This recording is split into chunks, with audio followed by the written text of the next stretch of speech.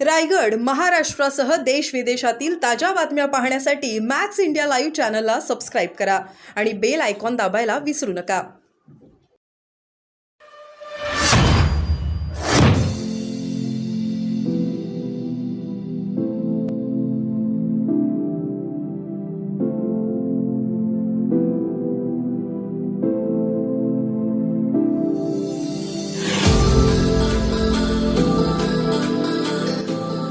जातीवादी देशद्रोही घोरबांड्यांना अटक झालीच पाहिजे.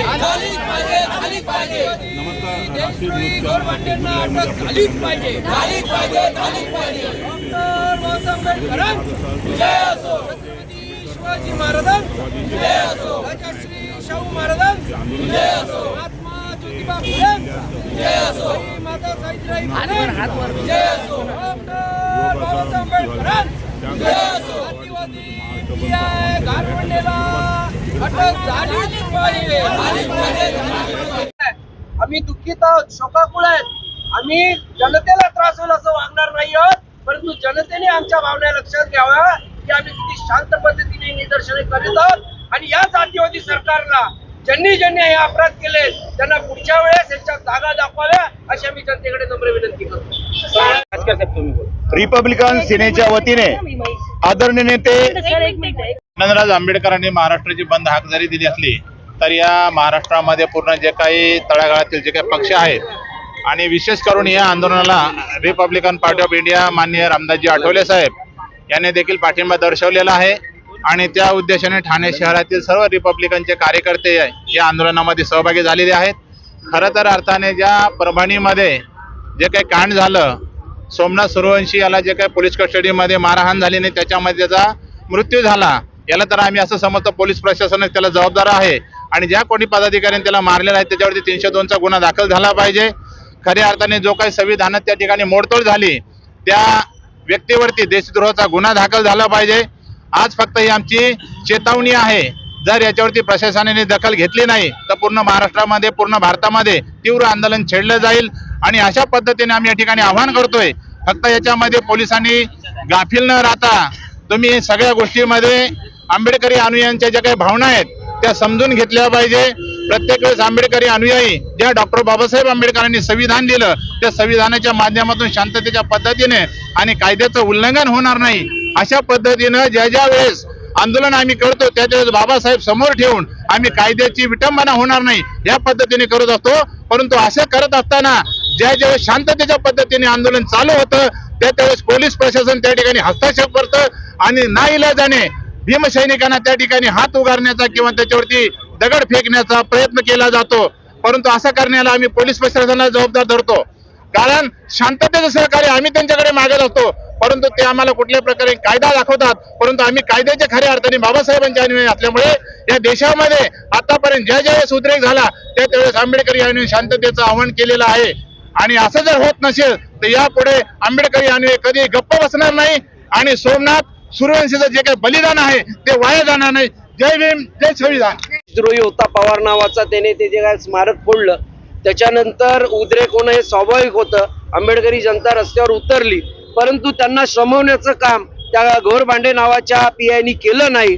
उलट ती दंगल अधिक कशी भडकेल आणि त्याच्या मागे असलेले जे सूत्रधार आहेत, मग ती काय सनातनी संघटनेचे देशद्रोही असतील किंवा जातीवादी मनुवादी संघटनेचे देशद्रोही असतील, त्यांचा त्या जर का पवारचा जर का आपण सीडीआर काढला तर त्यावर ते भेटणार आहेत. तर ते करायला लागू नये, संघटनेचं नाव फुटू नये ज्यांनी करायला लावलंय, म्हणून ही दंगल घडवण्यात आलेली आहे. आमचा जो लॉचा स्टुडंट होता सूर्यवंशी, सोमनाथ सूर्यवंशी, त्याला अटकेत असताना मारहाण करून पोलीस स्टेशनला त्याला पोलिसांनी मारहाण करून त्याचा जीव घेतलेला आहे. आणि अशा प्रकारे प्रकरणाला वळण दिलेलं आहे. तरी आमची प्रमुख मागणी आहे, हा घोरबांडे हा भीमगाव कोरेगाव दंगलीच्या वेळेस पण तिथे ड्युटीवर होता आणि हा परभणीत पण होता. ह्याचा सीडीआर चेक केला पाहिजे की हा कुणाच्या नियंत्रणाखाली कुठल्या राजकीय नेत्याच्या खाली काम करतो आणि महाराष्ट्रामध्ये अशांती पसरवण्याचं काम, महाराष्ट्रामध्ये सनातनी गुन्हेगारी झाकण्याचं काम जे काय सुरू आहे ते बाहेर आलं पाहिजे. म्हणूनच आंबेडकरी जनता, तमाम आंबेडकरी जनता आज महाराष्ट्रातून बाहेर आलेली आहे. आम्ही राजकीय पक्षांनी ज्याप्रमाणे तोडफोड करून बंद करतात त्याप्रमाणे करणार नाही आहोत. आनंदराज आंबेडकरांनी सर्व पक्षांना एकत्र येण्यासाठी घोषणा केली होती, म्हणून आम्ही निदर्शने करत आहोत. आणि जर का कारवाई झाली नाही तर निश्चित आम्ही ठाणे शहर आमची तारीख ठरवून आम्ही अखंड ठाणे शहर बंद करणार आणि सर्वांना आवाहन करणार. आनंदराज आंबेडकरांनी महाराष्ट्राची बंद हाक जरी दिली असली तर या महाराष्ट्रामध्ये पूर्ण जे काही तळागाळातील जे काही पक्ष आहेत आणि विशेष करून या आंदोलनाला रिपब्लिकन पार्टी ऑफ इंडिया माननीय रामदासजी आठवले साहेब यांनी देखील पाठिंबा दर्शवलेला आहे आणि त्या उद्देशाने ठाणे शहरातील सर्व रिपब्लिकनचे कार्यकर्ते या आंदोलनामध्ये सहभागी झालेले आहेत. खरं तर अर्थाने ज्या परभणीमध्ये जे काही कांड झालं, सोमनाथ सूर्यवंशी याला जे काही पोलीस कस्टडीमध्ये मारहाण झाली नाही त्याच्यामध्ये त्याचा मृत्यू झाला, याला तर आम्ही असं समजतो पोलीस प्रशासनाने त्याला जबाबदार आहे आणि ज्या कोणी पदाधिकाऱ्यांनी त्याला मारलेला आहे त्याच्यावरती 302चा गुन्हा दाखल झाला पाहिजे. खऱ्या अर्थाने जो काही संविधानात त्या ठिकाणी मोडतोड झाली त्या व्यक्तीवरती देशद्रोहाचा गुन्हा दाखल झाला पाहिजे.